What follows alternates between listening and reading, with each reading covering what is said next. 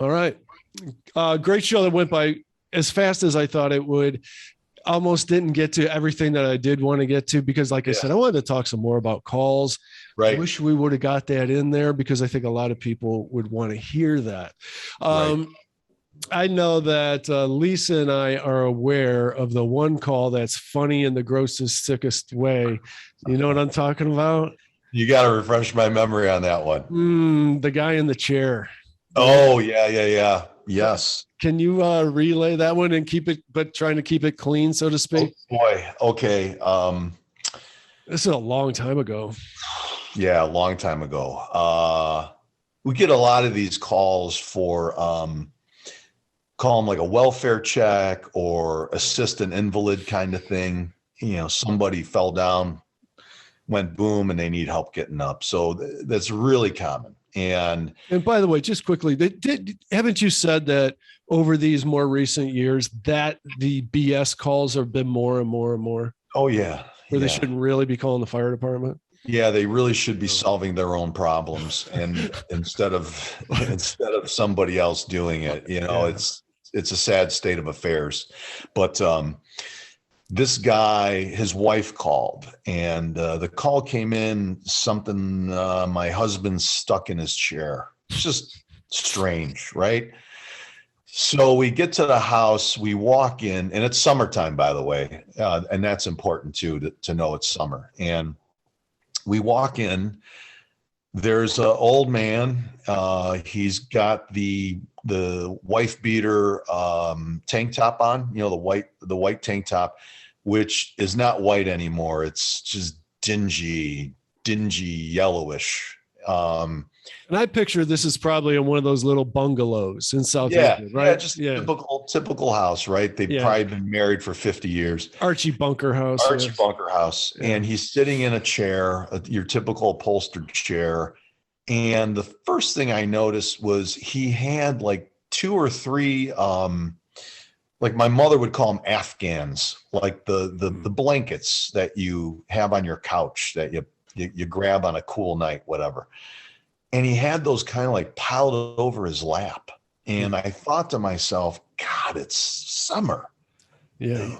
How do you have those things on you? And so we walk in and we're like, okay, so what's going on? And she's doing all the talking and she's like, well, I can't get him out of this chair. And we're like, well, are you hurt? Are what's going on?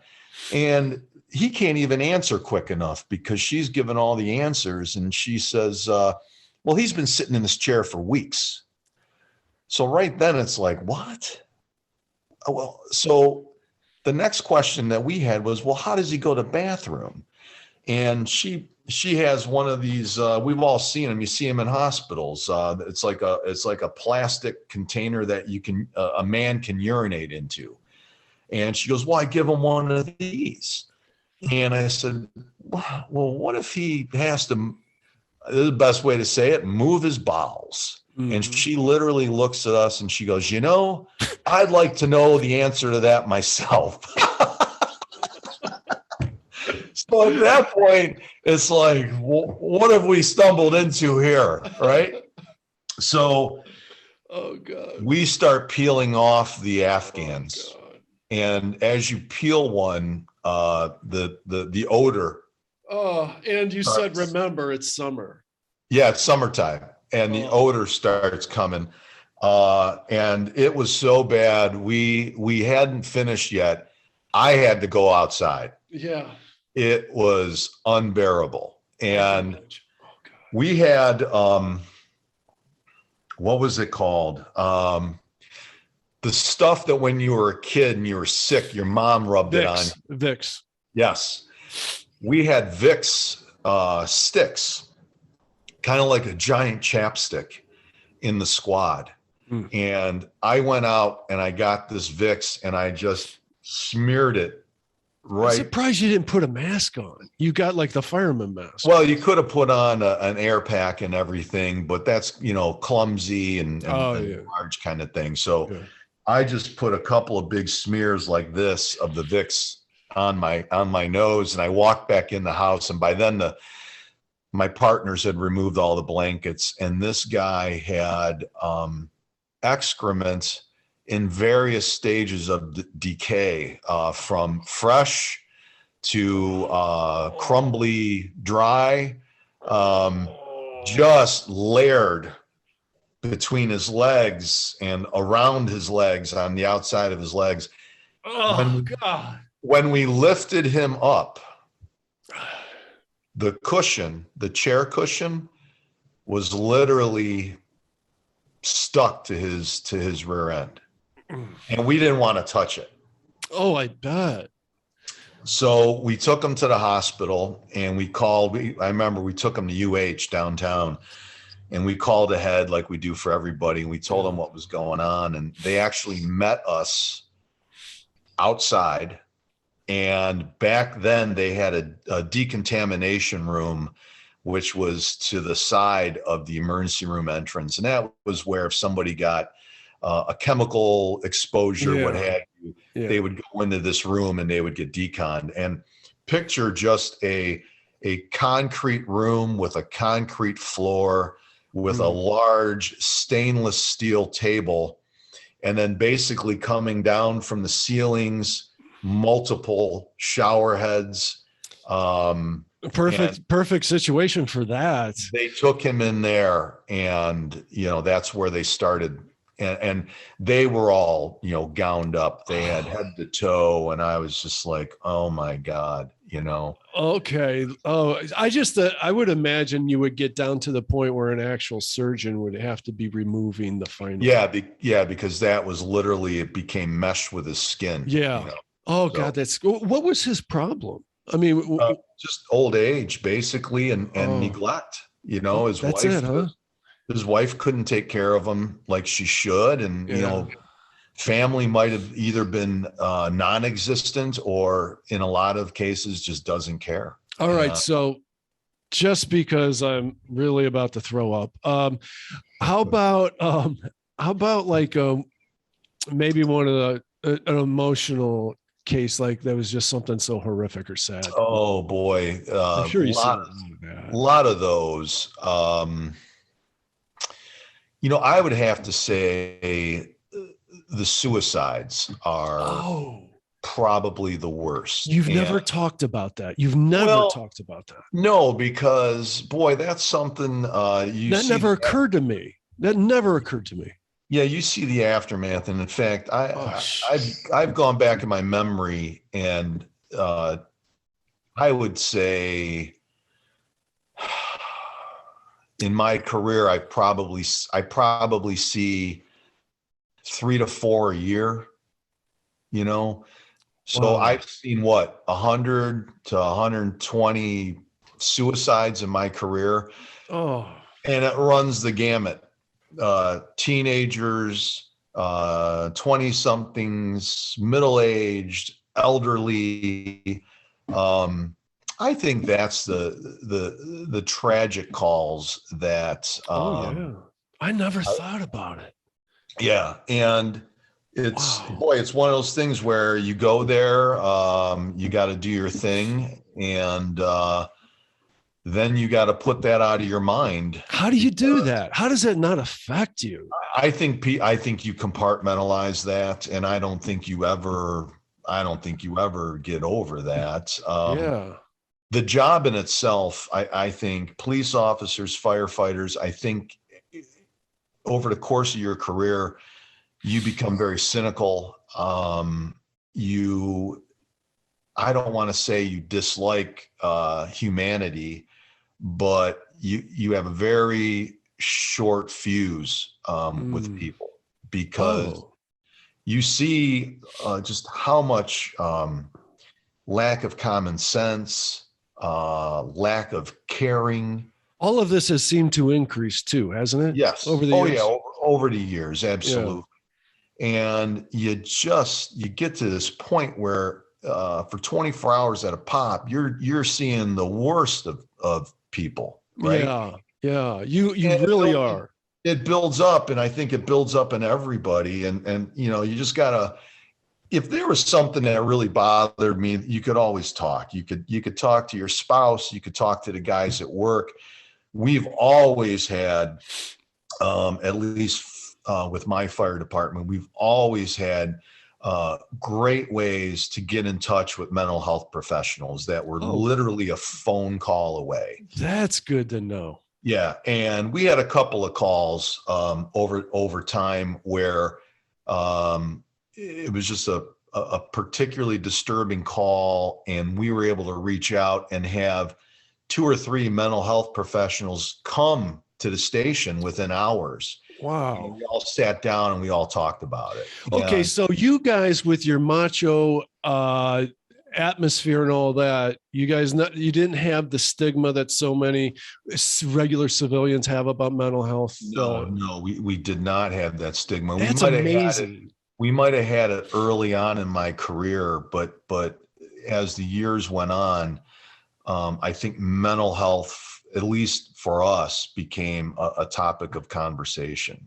Like these guys are seeing like some really bad things, and the suicide stuff. You just opened my eyes to that. I never thought about that. Yeah, and the suicide stuff. And you and I would talk about suicide in general every now and then. And I always remember what you always told me, because from my standpoint, I could never understand how somebody would do that. Mm-hmm. And I remember you enlightened me to the fact of, well, these people are in such an amount of pain that you and I can't comprehend what that pain is like. And they can't make it stop. Right? Correct. And they just feel like, there's just no alternative but that. Mm-hmm. So I think as years went on, I would look at people that had done it and I would be like, God, what were they feeling? What was going through their mind? Did they regret it at that moment? Whether it was pulling a trigger or whatever, was there oh God, I don't want to do this, or were they in a state of almost like bliss or relief that it was coming to an end? I always think about that, God, that's a horrifying thought. I got to ask you, and I don't want you to be graphic at all, but when you see somebody that shot themselves, how do you deal with that? I can't imagine seeing that. A lot of times, I'll tell you this, it's not what Hollywood depicts it to be. Sure, if you take a shotgun and you put it under your chin, yeah, it's going to look like a horror movie. But a lot of times when there's just a single gunshot wound, it's not to the point where the average person would be horrified. Oh, really? A lot of times it's just it's a simple hole. With sometimes minimal bleeding. Wow. Yeah, Shocking. it's not always what you see. Okay. Okay. Thank God. Yeah. But man, we had an elderly gentleman, and this is getting back to the whys of it. And this guy, he was old and really sick. And I think that he was just tired of suffering. And he had a catheter that was in his subclavian artery, and that was for medication. So when he would go to the hospital, they just plug you in right here instead of constantly having to poke you and start an IV on you. Mm-hmm. He went in his bathroom, he shut the door, he locked it, he sat on the toilet, he took a pair of scissors and he cut it, and he bled out right there. Oh my God. 100% painless. He didn't have to slice his wrist with a razor blade. Oh, that's yeah. I mean, people that do that must have so much pain. Yes. I mean, in order to go that route, I could understand the pills or what have you. I got a friend that she's battled, I think she's on her 8th or 9th battle of cancer. There's a term, lupus or something like that disease, about people that just are susceptible to their cells radicalize and turn into these cancers. She's been under the knife so many times and has been stitched back together in so many different ways. And She doesn't have to eat because she has so many tubes and stuff in her. And, anyways, she always seems happy for the most part together. Yes. She'd be the last person, in my opinion, you would ever see. She'd be, what I'm trying to say is, if anybody ever deserved to want to just end the suffering, it would be her. It'd be her, yeah. And yet she also seems like the last person that would ever do it. Yeah. Yeah. Isn't that something? There's also that thing too, that when you're battling with a disease like that, some people are of the mind that, I gotta fight this thing until bitter end. They would look at suicide as quitting, and I understand that too, but I also understand that, boy, if you're sick and that there's no good outcome, I can't fault somebody from wanting to end their suffering. Well, for sure. And, remember when we were young, the whole controversy about Kevorkian? Oh, yeah. Yes. Well, to me, there was never a controversy. First of all, he only dealt with people that were terminal. Right. And were in pain and self-administered their own injection. Right. Correct. Why? How do you legally force these people to continue to endure all the inevitable? I mean, that's a no-brainer to me. I think that's when religion and morals, start coming into play and influencing, whether it be the politicians or the, judiciary's decisions. Yeah. And I don't agree with that either. I think you should be able to, if you're of sound mind, right, but not sound body, and you want to end your suffering, who is somebody else to tell you that you have to stay on and suffer? Exactly. It's ridiculous. There are the more liberal countries, Norway, Canada, a few others are picking up where Kevorkian left off. And I just read about this like yesterday. And for the life of me, I can't remember any more details than that. Did you see the pod in Switzerland? They have That's pod. It. That's exactly what I'm talking about. Yes. Yep. And you have to be of sound mind to do this, right?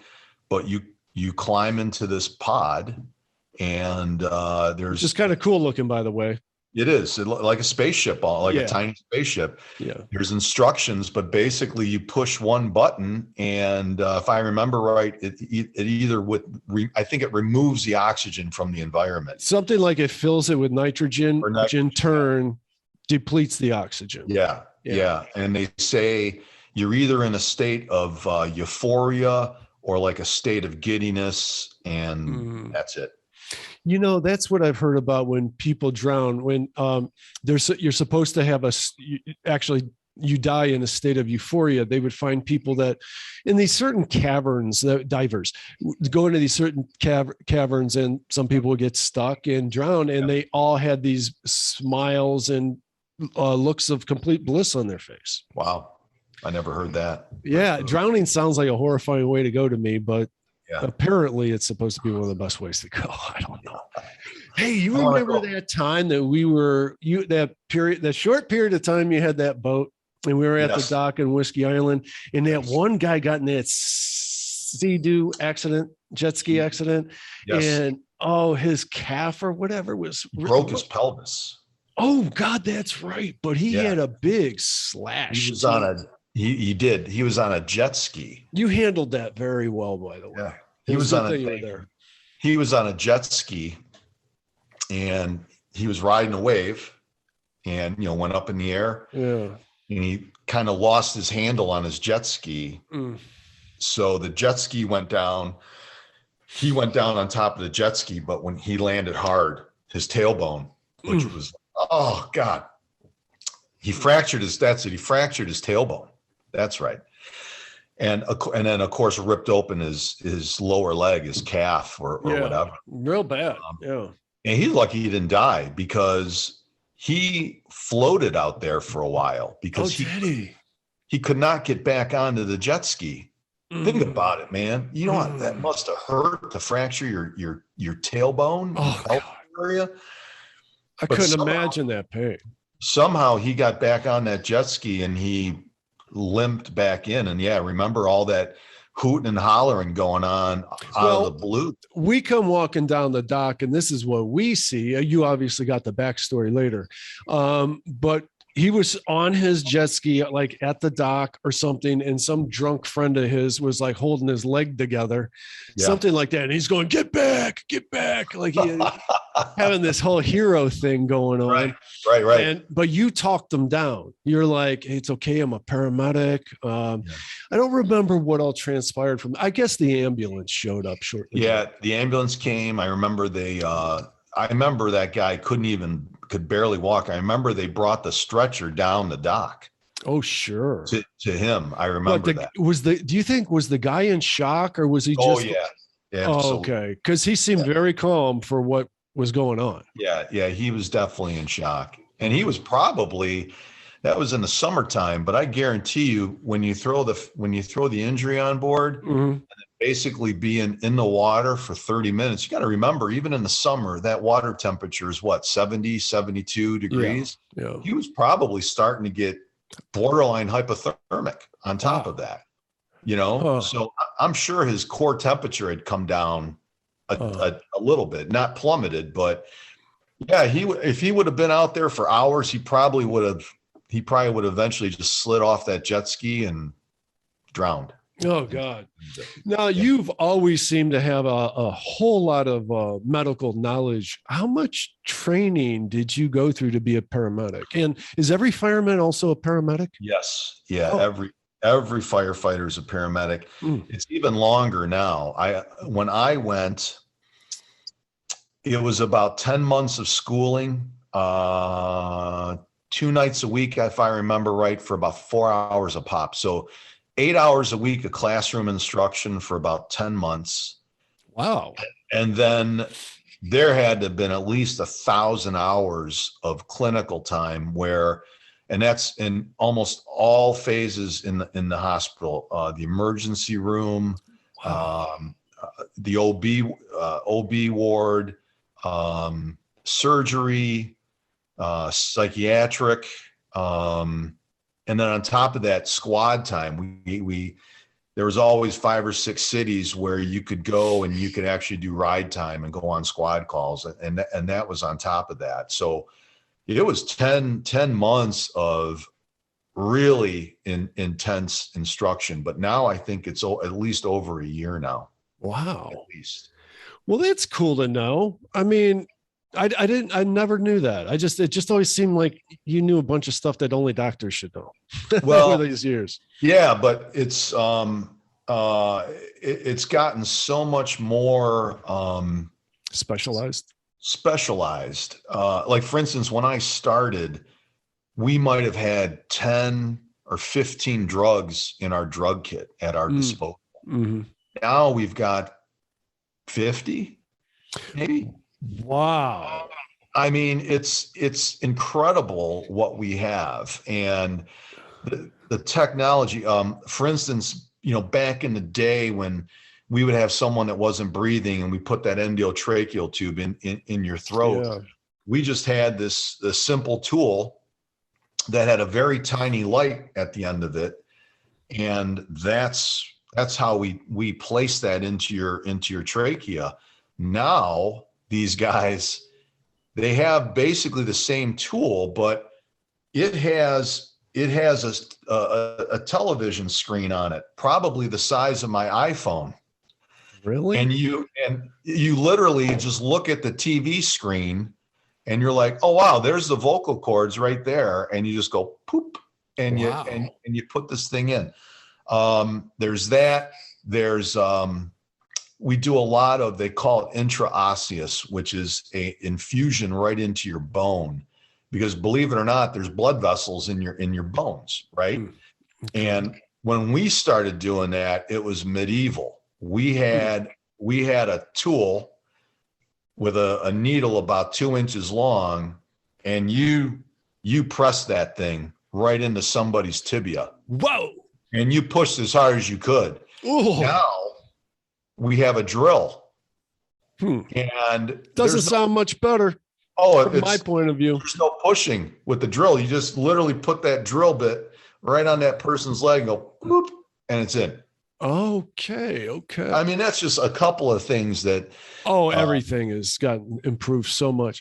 Have you over the last few years gotten a ton of these calls that are heroin and fentanyl related? Oh yeah. A lot of heroin overdoses. Oh my God. The thing with that is most of your heroin addicts started out as people that got injured somehow, some way. Yeah. Oxycontin. Right. And then got hooked. Right. Yeah. That's a big thing. And eventually, couldn't get the oxy anymore. So they turned to heroin. Right. And what really always blew my mind was never once when we brought somebody back from a heroin overdose. And usually when we bring you back, you are minutes away from respiratory arrest, which leads to cardiac arrest, which leads to death. So, and it only takes a few minutes for permanent brain damage. Mm-hmm. So when we would luck out and bring these people back, they are deeply unconscious. They are totally out of it. They're barely breathing. We give them Narcan. Mm-hmm. They wake right up. And there is no, on their part, there was no, oh my God, you saved me. Oh my God, I almost died. Usually they're upset because they've lost their high. Oh my God. And they don't want to go to the hospital. They're like, oh, I'm fine. They have no concept of I almost died. And to somebody that's never been addicted to drugs, the best way to describe that is if you were crossing the street, Barry, and a bus was coming and I pushed you out of the way at the last minute, you would be like, oh my God, mm-hmm. I almost died. Mm-hmm. And these people, they don't have that. No, they're like, why did you push me out of the way? That was the thrill. It was like riding a roller coaster. Yeah, bingo. Yeah. Oh my God. It's crazy. It's crazy. Now, is that because of the fentanyl? Is that fentanyl kind of weaponized the heroin? I think that drug dealers, use the fentanyl to make their heroin go further. I think they mix it with the heroin, so there's more product. My impression was, I know so little about this, but my impression was that they use that and even put it in pot or something like that to make it more potent. I have not heard about it being in pot. But I know so little. I probably should just stop talking because I'll put a bunch of false information out there. The thing is, you've got people. I mean, we carry fentanyl on our squads. That's one of the many drugs that we have. For what? Fentanyl it can be used for pain relief. So if we have someone that's got a really bad injury, or we can use it for to not totally knock somebody out, but get them more into a manageable state, if you will. Okay. So we carry fentanyl, but in a very small amount, And you got to call the doc at the hospital has to give you the permission to use it. So it's not something that we use every day, but the drug dealer just takes as much fentanyl as he can, and he mixes it with as much heroin as he can. And he doesn't care about the concentration of it. So these people are putting, it would be like, and here's the other thing about the addiction, Barry. If somebody told you that somewhere in the Cleveland area, there was a 6-pack of Miller Lite that had, I don't know, lethal arsenic in it. And if you drank it, it would kill you. Mm-hmm. Would you still drink Miller Lite? I know what you're saying. This is why, and I know it's controversial, and I can't say that I got everything all thought out here, but I've always kind of been in favor of legalizing drugs. So you clean that stuff up. Yeah. And because you can't stop it. We got 30 years worth of a war on drugs. That's a complete failure. So maybe we should try something different. Yeah. But, this way you can regulate it and put so much of this taxpayer money that would come from it into rehabilitate real rehabilitation. It's like, okay, you've been legally killing yourself with heroin for 10 years now. Maybe you want to try something different and get cleaned up. Yeah, well, I tell you, they decriminalized it to some extent. I know the city I work in, you overdose, you're not going to jail. They don't press charges. Oh, okay. They may, the cops are always there on that kind of a call.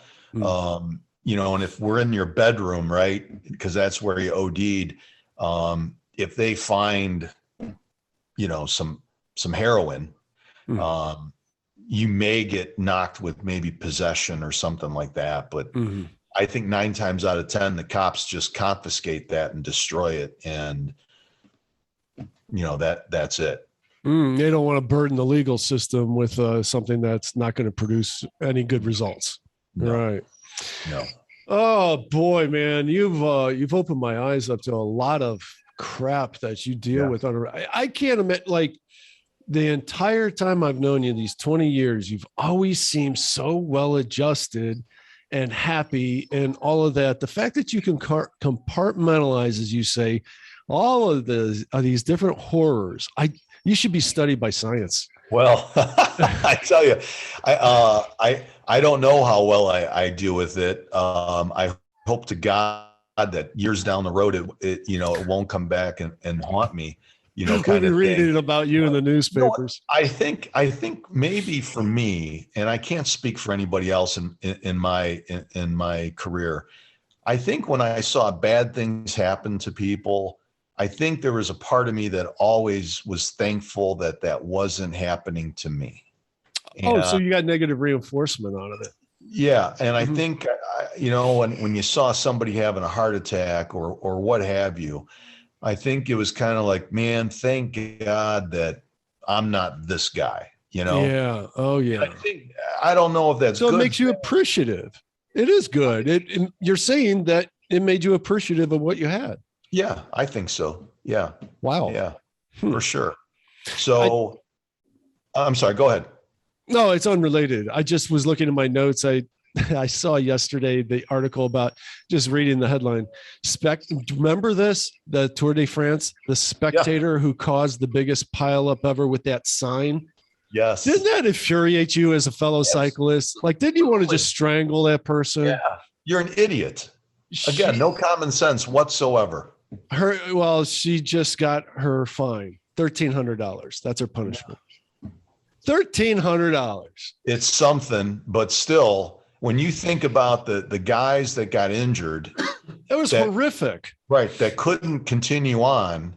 And, for the last year have basically sold their soul to train and get ready for this. And on the first day, some total idiot does that. Yeah. $1,300 doesn't seem like enough. Yeah. The sign said Granny and Granddad.